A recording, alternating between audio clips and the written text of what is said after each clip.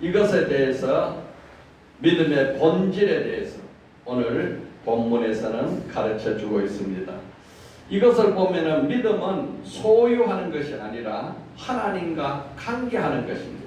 나와 하나님의 관계가 바로 믿음인 것입니다. 여타 여러 종교도 다 믿음을 강조합니다. 그러나 다른 종교는 나로부터 기인한 이기적인 믿음입니다. 내 마음에 이기심에서 발로에서 나온 믿음입니다. 그러나 우리 기독교는 전혀 다릅니다. 기독교의 믿음은 그리스도와 연합해서 하나님과 함께 살아가는 믿음입니다. 기독교 믿음은 하나님으로부터 기인되는 하나님 중심적인 삶을 말합니다. 그렇기 때문에 우리 기독교의 믿음은 자기를 부정하는 것이고 하나님을 긍정하는 것입니다. 다른 여타 종교는 나를 긍정하고 다른 것을 부정하는 것인데, 오늘 우리의 기독교 믿음은 나를 부정해 나가고 하나님을 긍정해 나가는 것이 믿음입니다. 우리 이 믿음은 사람의 나를 부정한다는 것은 내 지성을 초월한다는 뜻입니다. 내 이기심을 초월한다는 뜻입니다. 내 지성과 이기심을 초월해서 영성의 차원으로 올라가는 것이 바로 믿음입니다. 믿음은 최고의 영적 활동이지요. 믿음은 지성을 초월할 때 참 믿음이 되는 것입니다.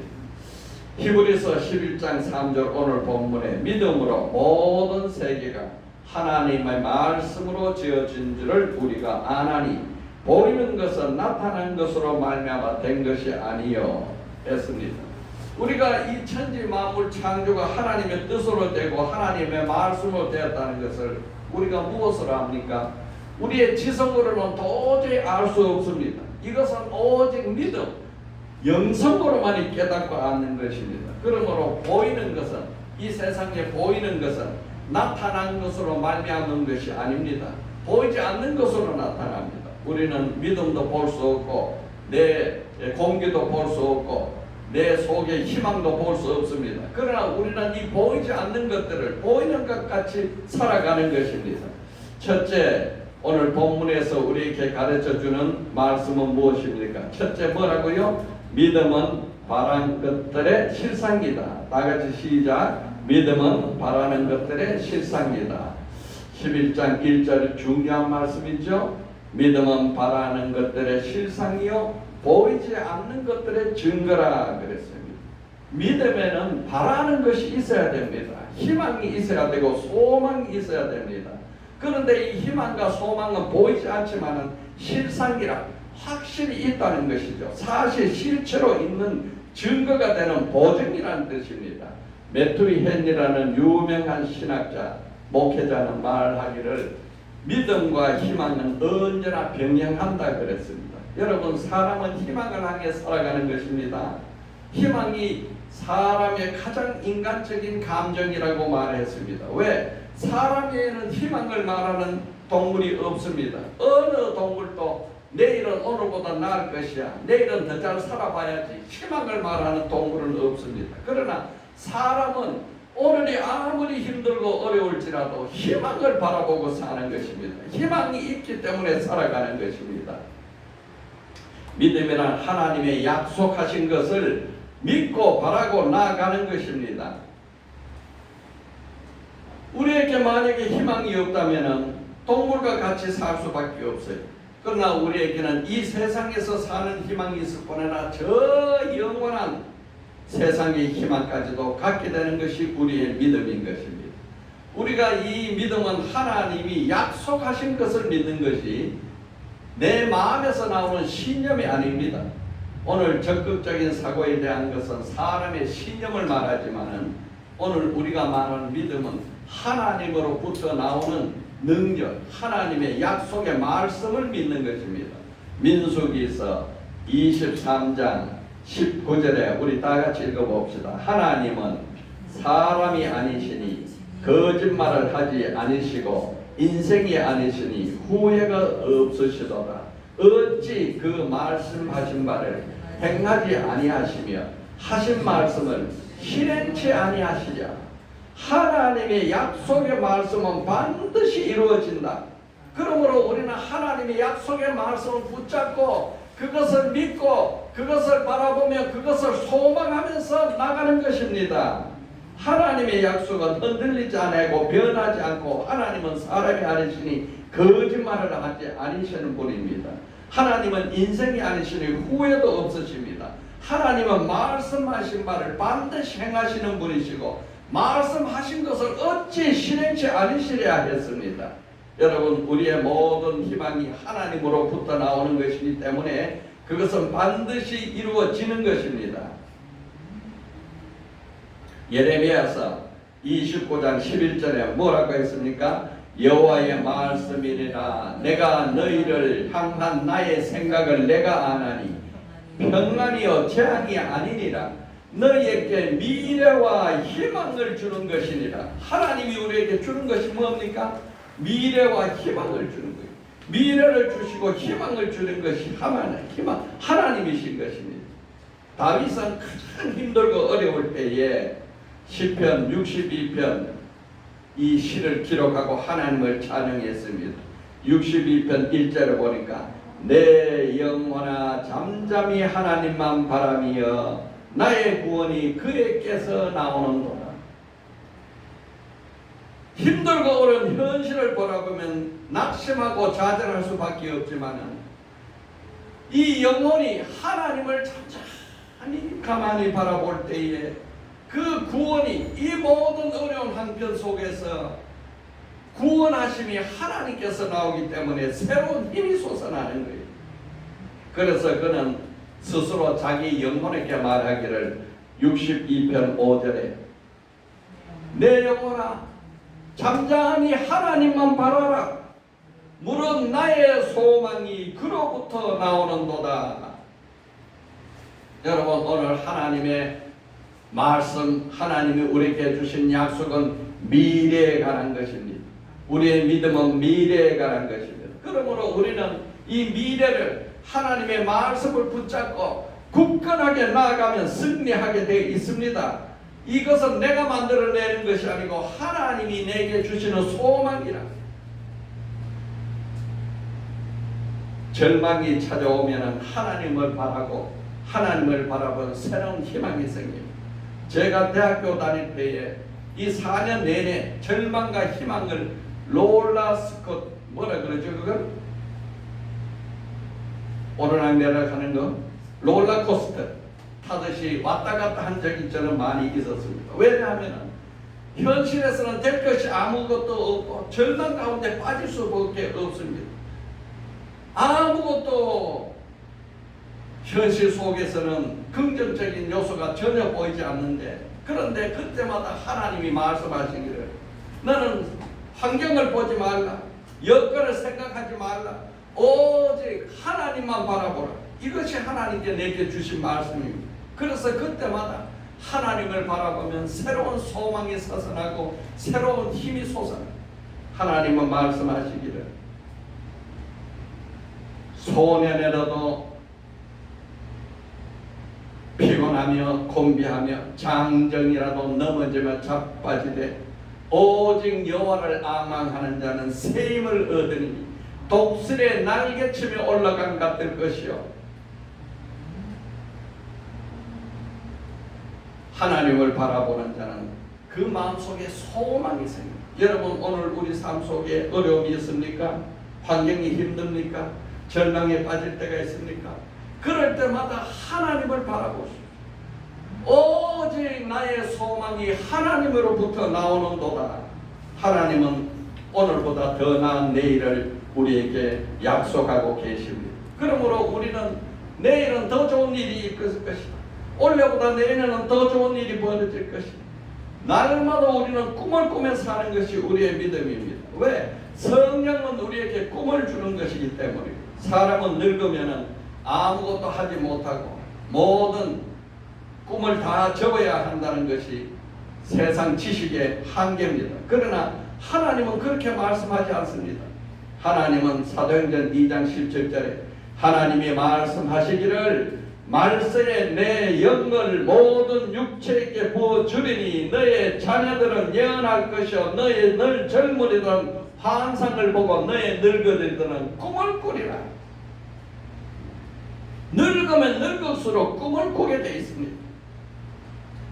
자녀들은 미래에 대한 아름다운 꿈, 청춘의 꿈을 꾸면서 아름다운 미래를 예언하는 것입니다. 젊은이들은 환상을 그리면서 비전을 보고 미래를 개척해 나가는 것입니다. 늙은이들은 하나님의 성령을 받아서 더 나은 미래를 꿈꾸게 되어 있는 것입니다. 현대인의 가장 큰 질병은 무엇입니까? 절망이 우울증에서 보는 것이 우울증에서부터 나옵니다. 이 우울증은 현대인의 가장 보편적이고 가장 큰 질병입니다. 낙심하고 좌절하고 포기하고 결국은 우울증으로 자기의 삶을 끝내는 것이 이 시대의 악한 원수 마귀가 하는 일입니다. 그러나 하나님은 언제나 우리에게 좋은 것을 주시기로 약속하고 있습니다. 여러분, 우리는 하나님을 바라면 소망이 생기고 꿈이 생기고 힘이 생깁니다. 믿음은 바라는 것들 실상이라 그랬어요. 마태복음 7장 11절에 너희가 악한 자라도 좋은 곳으로 자식에게 줄 알거든 하물며 하늘에 계신 너희 아버지께서 구하는 자에게 좋은 것으로 주시지 않으시겠느냐. 여러분, 오늘 우리는 나를 가장 잘 아시고 나를 지으시고 나의 모든 깊은 내면을 다 살펴보시는 그 하나님이 좋은 것으로 내게 주신다고 믿으시기를 바랍니다. 그 약속이 로마서 8장 32절에 이렇게 말씀하고 있어요. 우리 다 같이 읽어봅시다.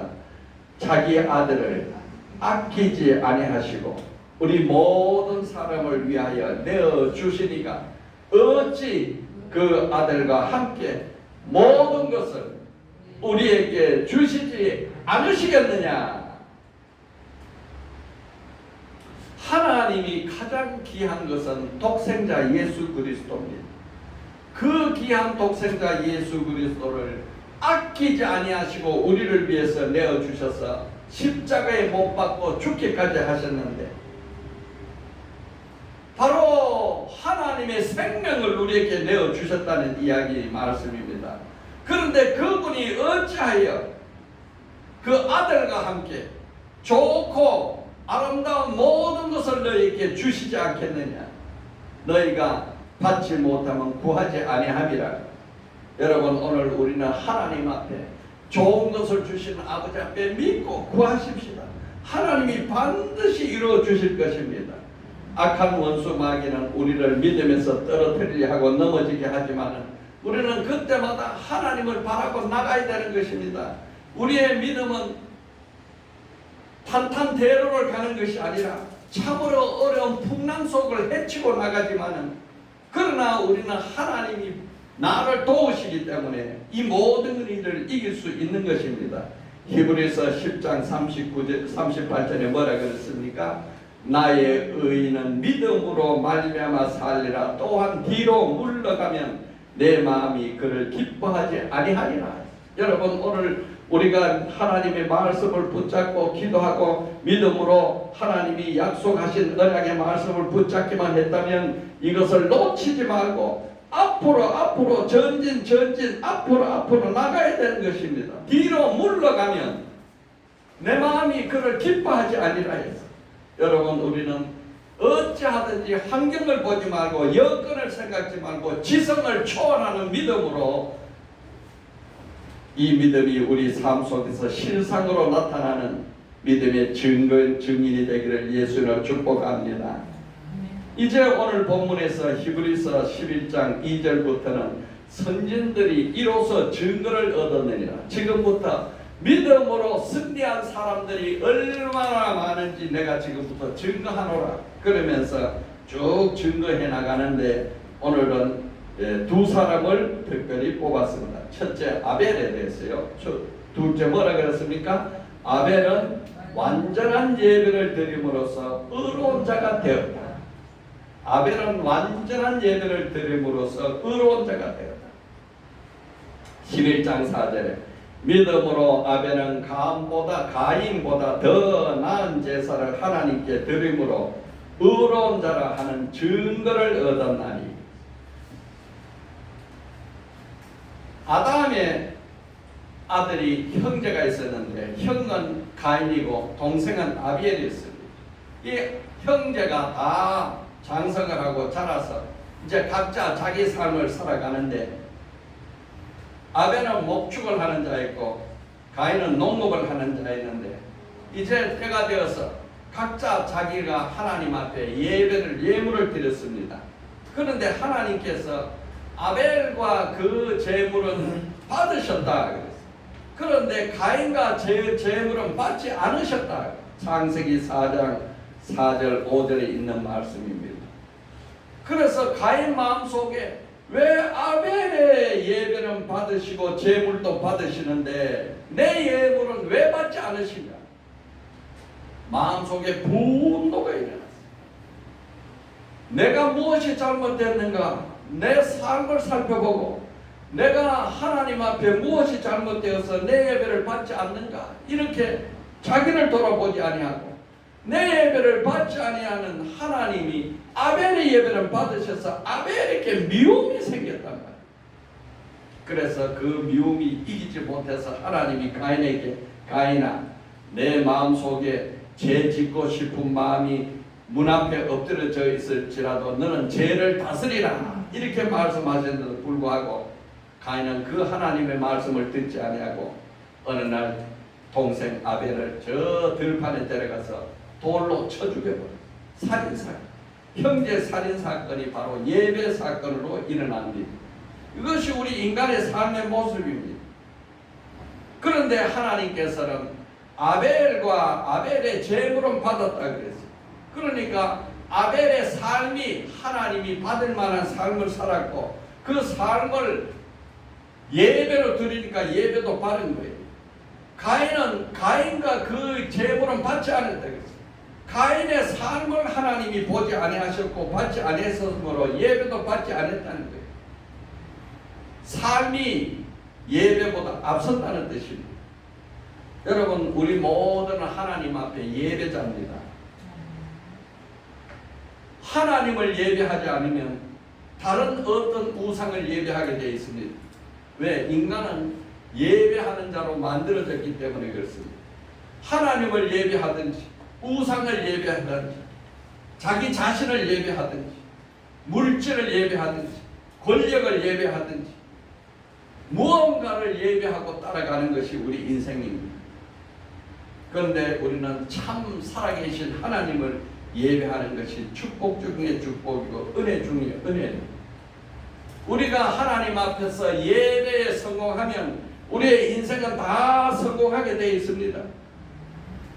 우리가 하나님 앞에 예배를 실패하면 우리 인생은 다 실패하게 되어 있습니다. 예배는 공예배와 삶의 예배가 있는데 공예배는 오늘 일주일에 한 번씩 모여드리는 예배, 공예배입니다. 이 예배가 하나님 앞에 드려지면 이 시간에 하나님이 말할 수 없는 은혜를 부어주는 거지. 그 힘을 가지고 삶의 현장에 나가서 삶 속에서 하나님을 예배합니다. 그러면 그 삶이 전체가 하나님이 다 받아주는 거예요. 이것이 우리의 삶의 기본인 것입니다. 그 삶의 예배가 공예배보다 앞서는 거예요. 사무엘상 15장 22절에 사무엘이 이르되 여호와께서 번제와 다른 제사를 그 목소리를 청종하는 것을 좋아하신 같이 좋아하시겠나이까? 순종이 제사보다 낫고 듣는 것이 수양의 기름보다 나으니라. 이것은 사울 왕이 아멜렉이 쳐들어오니까 하나님께서 아멜렉을 다 멸절하고 아멜렉에게는 남녀노소 할 것 없이 짐승같이 다 멸절하라 이랬는데 사울이 아멜렉을 치면서 사람은 죽이고 짐승 중에서 좋은 것 귀한 것은 안 없애고 자기가 가지고 왔어요. 이걸 너무 죽이기가 아깝다는 거죠. 그래서 이제 사무엘이 와서 보니까 양 소리가 나고 짐승의 소리가, 저 소리가 무엇입니까? 그랬더니 하나님께 드리려고 예물로 준비를 해놓은 겁니다. 거짓말을 하는 거예요.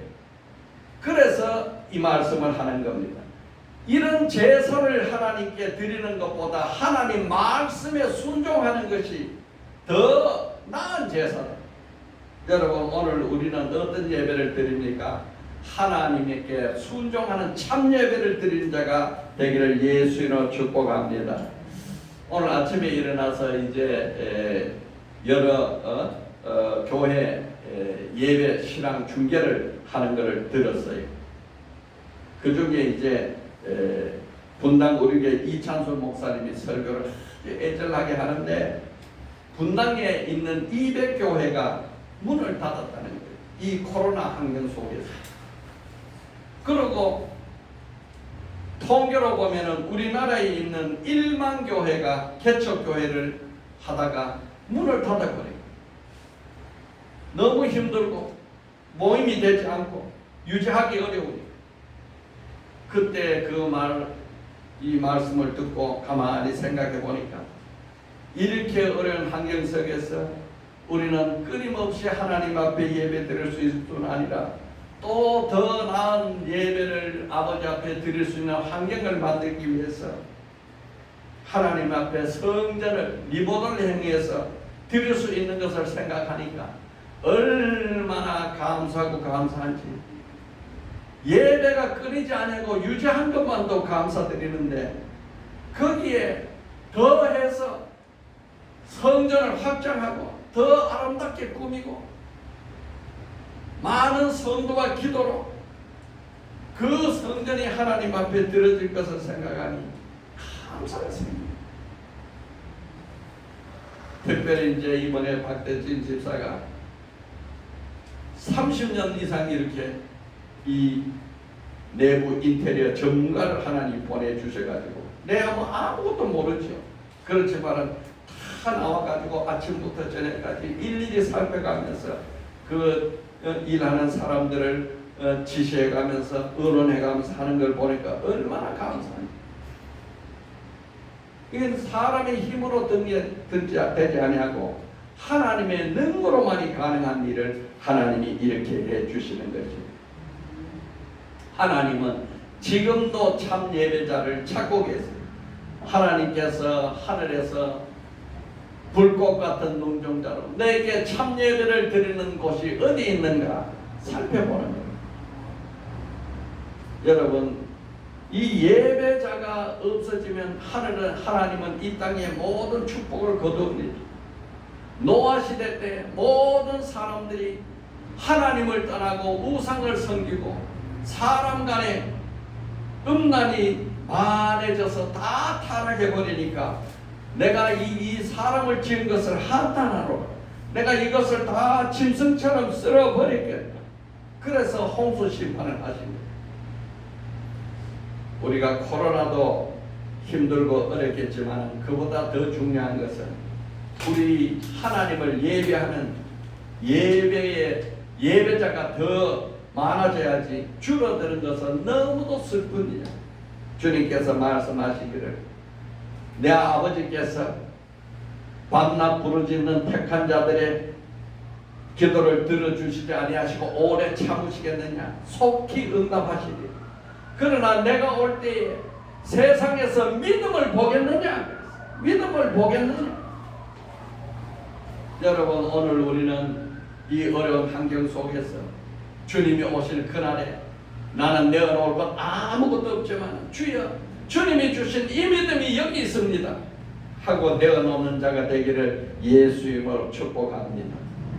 우리가 하나님 앞에 참 예배자가 되어서 이 세상을 승리하며 살다가 주님이 주시는 믿음을 주님 앞에 내어놓고 주님 앞에 설 수 있는 자가 가장 복된 자입니다. 그러기 위해서 우리는 일주일 동안에 이 주일의 예배를 귀한 날로 삼아야 됩니다.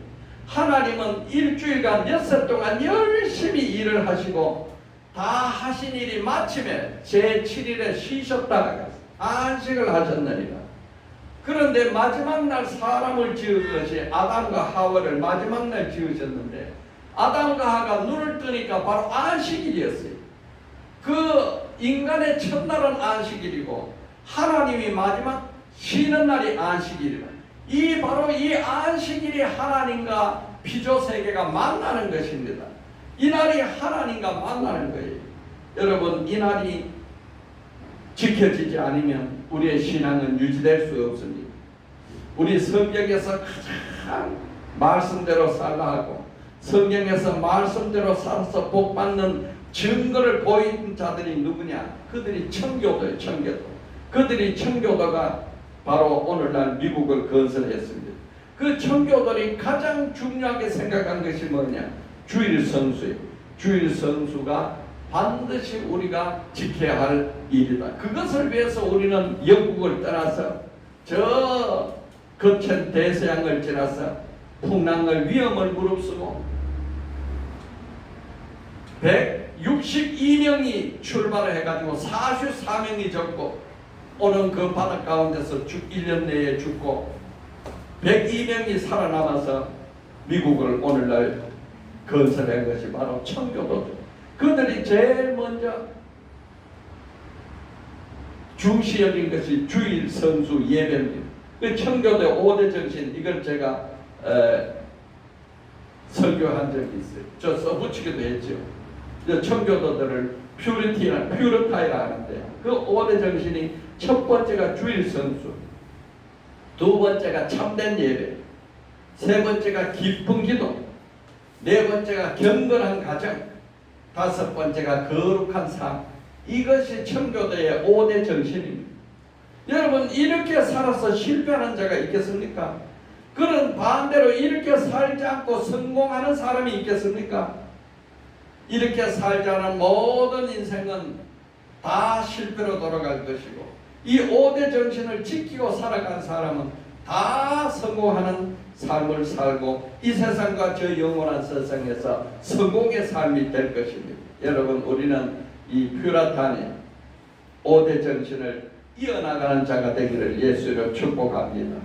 첫째, 우리 한번 읽어보세요. 첫째, 주일, 성수주일. 둘째, 참된 예배. 셋째, 깊은 기도. 넷째, 경건한 가정. 다섯째, 거룩한 삶.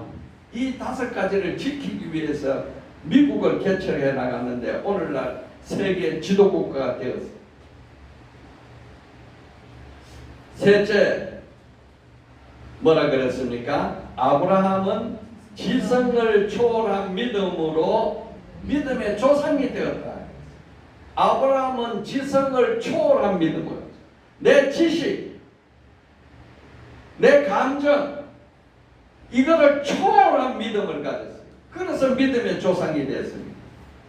11장 8절에 믿음으로 아브라함은 부르심을 받을 때에 순종하여 장래 유업으로 받을 땅에 나아갈새 갈 바를 알지 못하고 나갔으며, 아브라함의 믿음의 특징이 첫째가 즉시 순종. 75세 때 하나님께서 아브라함을 불렀습니다. 창세기 12장 1절에서 4절. 아브라함아, 아브라함아, 너는 너의 고향 친척 아비집을 떠나서 내가 네게 보여줄 땅으로 가라. 내가 너로 큰 민족을 이루고 네게 복을 주. 내 이름을 창대케 하리니 너는 복이 될지라. 너를 축복하는 자에게는 내가 너를 복을 내리고 너를 저주하는 게는 내가 저주하리라. 땅의 모든 족속이 너로 말미암아 복을 얻을 것이라 하신지라. 이에 아브라함이 여호와의 말씀을 따라갔고 롯도 그와 함께 갔으며 아브라함이 하란을 떠날 때에 75세였다. 75세. 일생 동안 살아서 삶의 근거가 다 마련되어 있고 가정이 정해지는 아브라함에게 하나님이 어느 날 나타나서 아브라함아, 너는 너의 고향도 떠나라. 너의 친척집도 떠나라. 너의 아비집도 떠나라. 내가 너에게 보여줄 땅으로 가라. 아직 보여주지도 않았어요. 어디로 가라고 지시도 안 했어. 보여줄 땅이에요. 미래. 이게 중요합니다. 미래 내가 너에게 보여줄 땅으로 가라. 그러니까 날마다 아브라함은 출발해서 하나님 오늘은 어디로 가야 됩니까? 보여줄 땅이 어디입니까? 어디로 내가 가야 됩니까? 날마다 하나님께 갈 바를 알지 못하니까 물어 가야 되는 거예요. 하나님과 이 교제가 끊일 수가 없는 겁니다. 내가 너로 큰 민족을 이루고 내게 복을 주어 이 내 이름을 창대케 하리니 너는 복이 될지라. 큰 민족, 그러니까 땅과 민족을 허락하신 거예요. 아브라함에게 내가 새 땅을 주고 내가 큰 민족을 주겠다. 그러면서 세 번째, 너를 축복하는 자에게 내가 복을 내리고 너를 저주한 자에게 내가 저주하리라. 이게 무슨 말인가? 그동안 이것을 바르게 해석하지 못했는데 얼마 전에 바로 이 아브라함 시대 때 그 족장이 살던 그 시대 때 그 문서, 주고받은 국가, 그러니까 민족 간의 문서, 교환 문서, 외교 문서에 보니까 이 말씀이 나온 거예요. 이 말씀은 뭐냐 하면은 연합해서 연합국을 만들어서 동맹국이 된다는 뜻이에요. 동맹국이 된다. 그러니까 한미 방미 조약으로 한미 동맹국이 돼서 미국이 전쟁 나면 한국이 돕고 한국에서 전쟁 나면 미국이 돕는다. 이렇게 할 때 동맹국으로 국가 간에 서약할 때 바로 이 약속을 하는 거예요. 너를 축복하는 자에게 내가 복을 내리고 너를 저주하는 자에게 내가 저주하리라. 그러니까 하나님께서 아브라함과 동맹국이 되는 연합을 한 거예요. 내가 너와 동맹을 해서 너에게 복을 내리는 자 복을 주고 저주는 저주 내리겠다. 그래서 아브라함이 하나님의 나라를 이루신다는 계획입니다. 그래서 하나님이 새 땅과 큰 민족과 하나님의 주권, 하나님이 통치하시는 동맹국의 주권, 이것이 바로 나라를 이루는 하나님의 나라를 세우겠다는 계획을 말한 것을 이제는 해석하고 있습니다. 이제 하나님의 나라를 이루어 나가는 거예요. 그래서 아브라함이 애굽에 내려갈 때 바로 왕에게 저주를 내려버렸어요. 아브라함이 아비멜렉에 갈 때 아비멜렉에게 저주를 내려버렸어요. 아브라함을 해치는 자에게 하나님이 저주를 내리고 아브라함을 축복하는 자에게 복을 내리십니다. 이 하나님의 나라를 건설하겠다는 아브라함과의 약속인 것입니다. 여러분, 오늘 이 약속이 우리 속에 다 동일하게 이루어져 있습니다. 오늘 우리는 아브라함이 가는 길을 가고 아브라함의 백성이 되어서 나가고 하나님의 주권에 따라서 우리는 살아가는 자가 된 것입니다. 그런데 아브라함의 둘째 믿음의 특징은 뭐냐?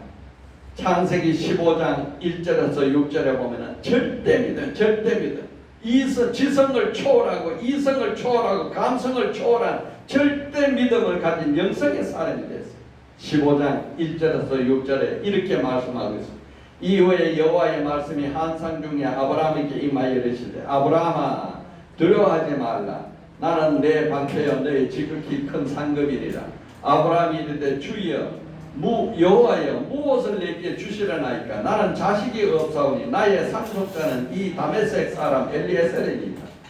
아브라함이 또 이르시되 주께서 내게 씨를 주지 아니하셨으니 내 집에 기르는 자가 내 상속자가 될 것이니이다. 여호와의 말씀이 그에게 임하여 이르시되 그 사람이 내 상속자가 아니라 내 몸에서 날 자가 내 상속자리라 하시고 그를 이끌어 밖으로 나아가 이르되 하늘을 우러러 무별을 셀 수 있나 보라. 그에게 이르시되 내 조선이 이와 같으리라. 아브라함이 여호와를 믿으니 여호와께서 이를 그의 의로 여기셨다. 이게 85세 때입니다. 75세 때 하나님의 말씀을 쫓아갔는데 그 가는 길이 10년 동안 가는 길이 너무 험하고 길었어요. 새 땅으로 가리라 해서 그 땅을 갔는데 그 땅에서 이 땅을 너에게 주리라 해서 아브라함이 그 베델에서 하나님 앞에 경배를 하고 제단을 쌓았는데 그 땅에 기근이 들어가 살지 못해서 애굽으로 내려가서 큰 어려움과 환난을 겪고 여러 가지 환경의 어려움을 다 겪어서 10년 동안 주시겠다는 큰 민족의 약속은 어디 온데간데 없고 자식 한 사람이 없어요. 그러니까 아브라함이 이제는 안 되겠다. 이제는 다 틀렸다. 그러니 우리 집의 길은 이 다메섹의 종으로 삼았던 종 엘리에셀이 우리 상속자로 삼아야겠다. 그런데 여호와께서 그때 나타나신 거예요. 그러니 아브라함 마음이 얼마나 하나님 앞에 그동안에 기도했던 것과 그 다음에 하나님의 약속이 바랐던 것이 다 무너져 내리는 것 같은 그 불평이 하나님 앞에 쏟아지는 거예요. 아브라함이 이르되 주께서 내게 신을 주지 아니하셨으니 내 집에서 기른 자가 내 상속이 될 것이니 주 여호와야 무엇을 내게 주시려나이까? 안 주시지 않았습니까? 뭘 주시겠다고 약속해놓고 안 주시는데 어떻게 합니까? 그때도 하나님이 또 말씀하시는데 내 몸에서 날짜가 내 송사자가 되리라. 그러면서 이번에는 하나님이 밤에 아브라함을 밖으로 데려나갔어요. 기도 중에 아브라함이 밖에 나가서 기도를 하는데 하나님이 말씀하시길 저 별을 세어보라. 하나님 저렇게 많은 별을 내가 어떻게 다 세겠습니까? 도저히 셀 수 없는 수많은 별이 있습니다. 내 후손이 저와 같으리라. 내 자손이 저와 같으리라. 아직 85세가 되어서 도무지 후사가 없는 그 아브라함에게 하나님이 저와 같으리라 말하니까 그동안에 아브라함에 가졌던 감정, 가졌던 낙심, 가졌던 실망, 가졌던 좌절, 가졌던 지성 이제는 불가능하다고 마음먹고 이제는 상속자를 바꿔야겠다고 생각하던 그 모든 이성과 지성이 다 한순간에 무너지고 여호와를 믿었어. 하나님 그렇습니다. 하나님 말씀대로 될 줄 믿습니다. 믿으니 하나님이 그것을 의로 여기셨다. 여러분 오늘 이것이 85세 아브라함의 믿음이었습니다. 지성을 초월하고 감성을 초월하고 지금까지 모든 경험을 다 초월해서 하나님의 말씀을 믿는 영성을 가지니까 그걸 의로 여기신다. 여러분 오늘 우리가 어떻게 하나님에게 의로운 자가 되겠습니까? 우리는 다 죄 많고 우리는 다 죄와 허물로 씌어진 사람임에도 불구하고 예수 그리스도 십자가 보혈을 믿음으로 의롭게 됐다. 믿음으로 의롭게 된 것에 대해서 이렇게 로마서 4장 17절에서 24절에 기록하고 있습니다. 어떻게 말씀하고 있습니까? 봅시다. 기록된 바 내가 너를 많은 민족의 조상으로 세웠다 하신 것 같으니 그가 믿은 바 하나님은 죽은 자를 살리시며 없는 것을 있는 것으로 부르신 이시라. 아브라함이 바랄 수 없는 바람 중에 바라고 믿었으니 이는 내 후손이 이 같으리라 하신 말씀대로 많은 민족의 조상이 되게 하려 하심이라. 그가 백산화되어 자기 몸이 죽은 것 같고 살의 태가 죽은 것 같음을 알고도 믿음이 약하여지지 아니하고 믿음이 없이 하나님의 약속을 의심하지 않았고 믿음으로 견고하여져서 하나님께 영광을 돌리며 약속하신 그것을 또한 능히 이루실 줄 확신하였으니 그러므로 그것이 그에게 의로 여겨졌느니라. 그에게 의로 여겨졌다 기록한 것은 아브라함을 위한 것이 아니요 의로 여기심을 받을 우리 모두를 위함이니 곧 예수 우리 주를 죽은 자 가운데 살리신 이를 믿는 자라. 여러분 보십시오.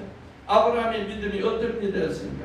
하나님을 믿었는데 죽은 자를 살리시며 없는 것을 있는 것으로 부르시는 하나님을 믿었다는 거죠.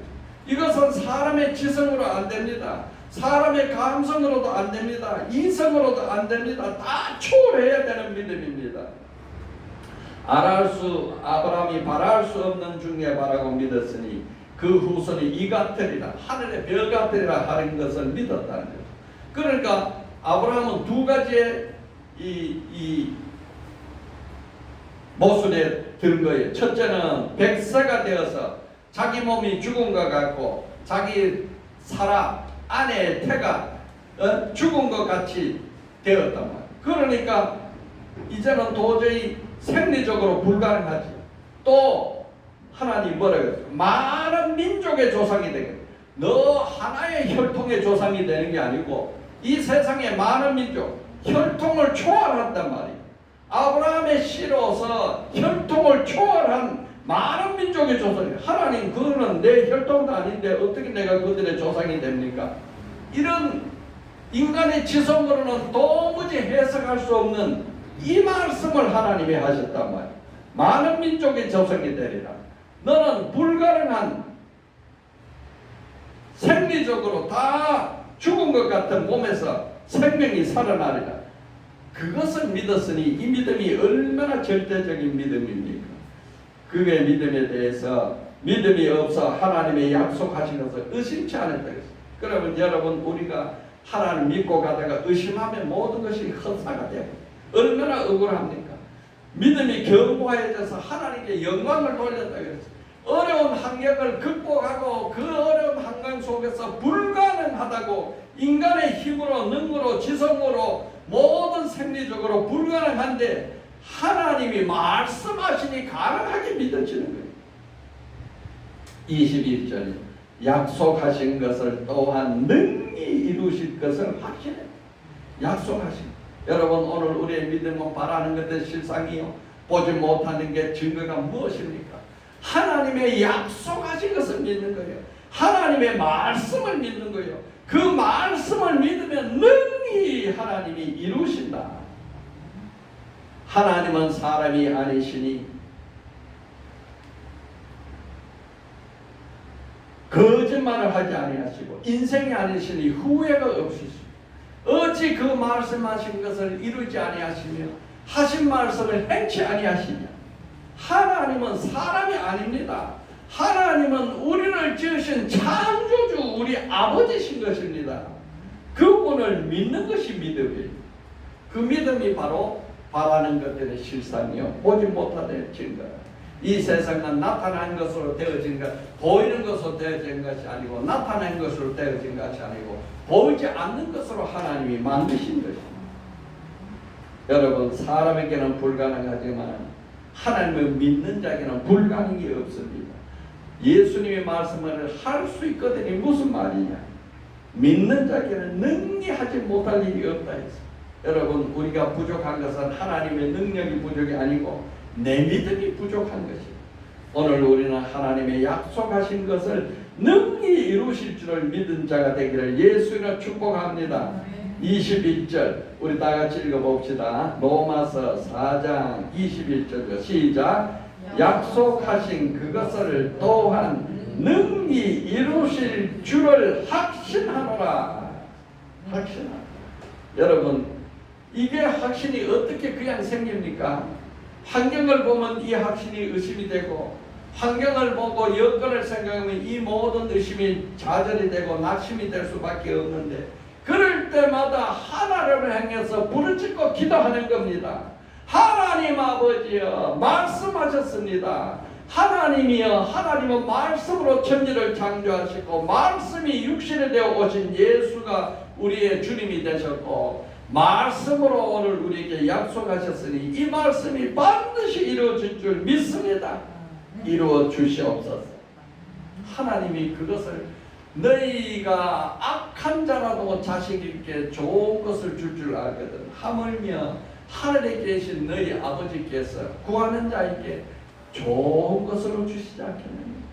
물론 여기서는 성령을 의미합니다. 성령이 가장 영적으로 좋은 것이죠. 그러나 그 성령의 능력이 내게 임해서 모든 불가능이 가능해지게 되는 것을 믿으시기를 바랍니다. 여러분, 할렐루야. 오늘 우리는 믿으면 바라는 것들의 실상이라 그랬습니다. 자, 오늘 말씀을 요약합니다. 첫째요, 뭡니까? 믿음은 바라는 것들의 실상이다. 둘째, 아브라함은 완전한 예배를 드리면서 의로운 자가 되었습니다. 셋째요, 아브라함은 지성을 초월한 믿음으로 믿음의 조상이 되었습니다. 여러분, 이 믿음이 바로 오늘 말하는 믿음이에요. 그래서 주여, 다 같이요, 주여, 나로 하여금 지성을 초월하는 믿음으로 승리하게 하소서. 아멘.